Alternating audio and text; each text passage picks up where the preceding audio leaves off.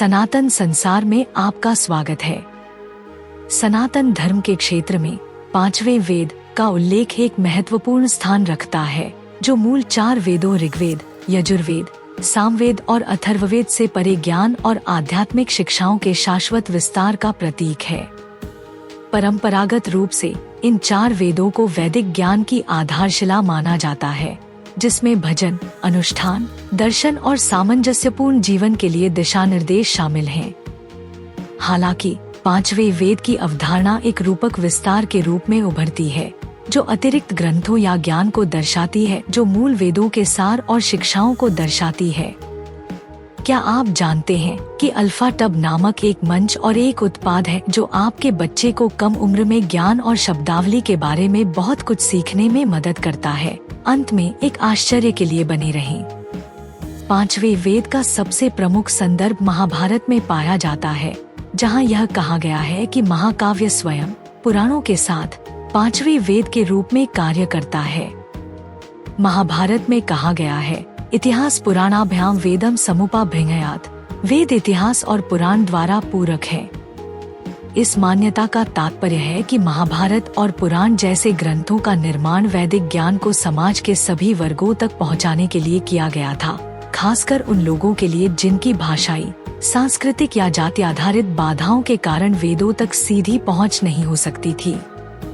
ऋषि व्यास द्वारा रचित महाभारत आध्यात्मिक ज्ञान, नैतिकता और दार्शनिक अंतर्दृष्टि का खजाना है, जिसे कहानियों और संवादों के रूप में प्रस्तुत किया गया है।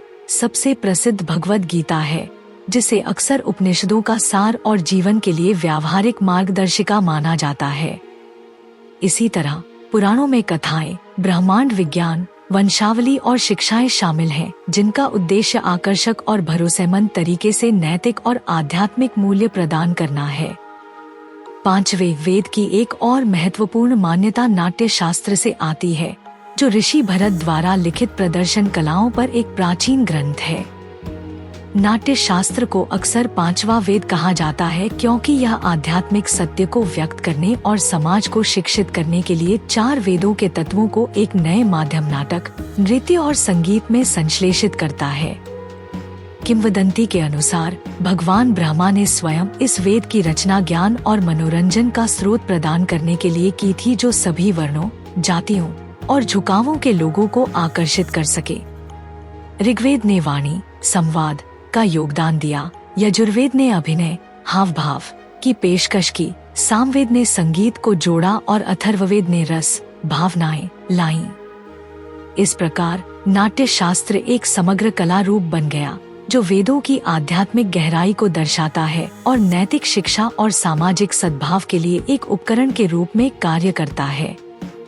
महाभारत, पुराणों और नाट्य शास्त्र के अलावा अन्य ग्रंथों और दर्शनों को भी आध्यात्मिक और नैतिक ज्ञान में उनके गहन योगदान के कारण रूपक रूप से पांचवा वेद कहा जाता है। उदाहरण के लिए तमिल संगम साहित्य, विशेष रूप से संत तिरुवल्लुवर द्वारा रचित तिरुक्कुरल को कभी कभी तमिलनाडु में पांचवा वेद माना जाता है। तमिल में लिखा गया यह ग्रंथ धार्मिक सीमाओं से परे है और सद्गुण, धन और प्रेम पर सार्वभौमिक शिक्षाएं प्रदान करता है, जो संक्षिप्त और काव्यात्मक तरीके से धर्म, धार्मिकता के सार को समाहित करता है। इसी तरह आयुर्वेद, प्राचीन भारतीय चिकित्सा पद्धति को कुछ लोग पांचवा वेद मानते हैं, क्योंकि यह वेदों के सिद्धांतों में गहराई से निहित स्वास्थ्य और कल्याण की समग्र समझ प्रदान करता है। आयुर्वेद जीवन के शारीरिक, मानसिक और आध्यात्मिक पहलुओं को एकीकृत करता है, प्रकृति के साथ सामंजस्य और निवारक देखभाल के महत्व पर जोर देता है, जिससे यह वैदिक ज्ञान का एक अमूल्य विस्तार बन जाता है। पांचवें वेद की अवधारणा सनातन धर्म की अनुकूलनशीलता और समावेशिता को भी रेखांकित करती है।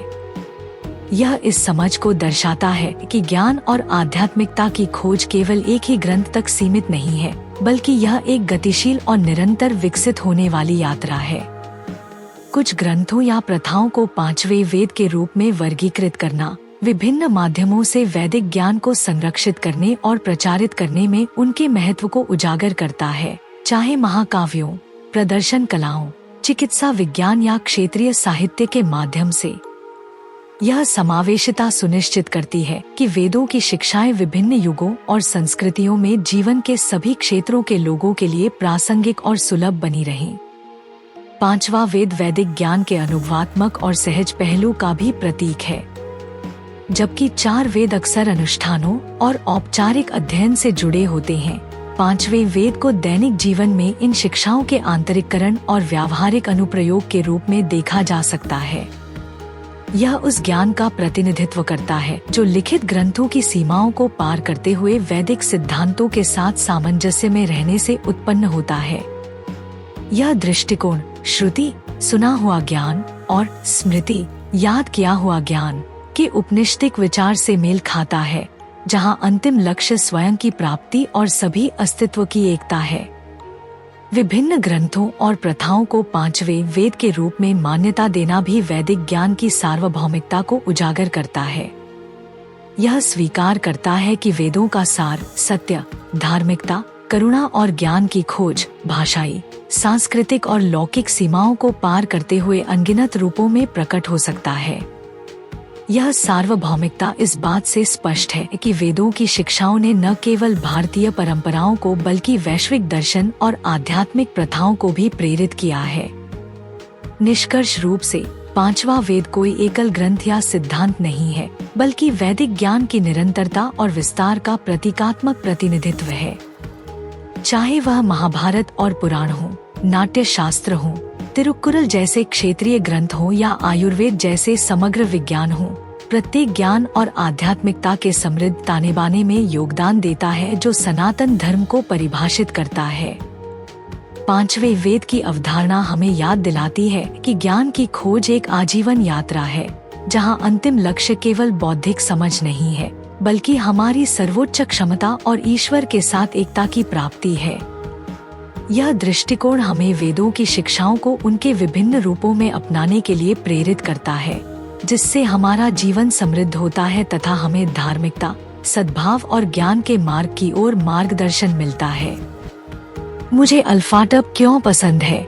अल्फाटब छोटे बच्चों को कम उम्र में ही सनातन मूल्यों, ज्ञान और शब्दावली से परिचित कराने के दिलचस्प तरीके प्रदान करता है। अल्फाटब बच्चों की शिक्षा के लिए एक अनूठी अवधारणा के साथ एक शब्दावली किट भी है। यह स्कूलों में भी एक बेहतरीन किट के रूप में काम कर सकता है। माता पिता अल्फाटब मोबाइल ऐप का उपयोग करके बहुत सारे टब शीट और टब कार्ड बना सकते हैं और अल्फाटब का उपयोग करके मजेदार गेम के माध्यम से अपने बच्चों के साथ जुड़ सकते हैं। मैंने अल्फाटब ऐप का उपयोग किया है और वीडियो में दिखाए अनुसार टब कार्ड बनाए हैं। जब मैंने पहली बार अल्फाटब देखा तो मुझे पता था कि मेरे भतीजे और भतीजी इसे पसंद करेंगे। यह बच्चों के अनुकूल सामग्री से बना है, बहुत अच्छी गुणवत्ता वाला है, टूटने वाला नहीं है और लंबे समय तक चलेगा। मेरे प्रोमो कोड सनातन से 20% छूट प्राप्त करें। लिंक विवरण में है। यह हमारा सौभाग्य है कि हम अपने सनातन धर्म के ऐसे अद्भुत ज्ञान को फैलाने में सक्षम हैं। हम चाहते हैं कि आप अधिक से अधिक लोगों तक पहुंचने में आपकी मदद करें, ताकि वे हमारे धर्म के बारे में जान सकें। हमारा आपसे अनुरोध है कि हमारे वीडियो को अधिक से अधिक लोगों तक साझा करें। कृपया हमारे अन्य वीडियो देखें। सनातन इतिहास के अधिक वीडियो के लिए सनातन संसार आई की सदस्यता लें।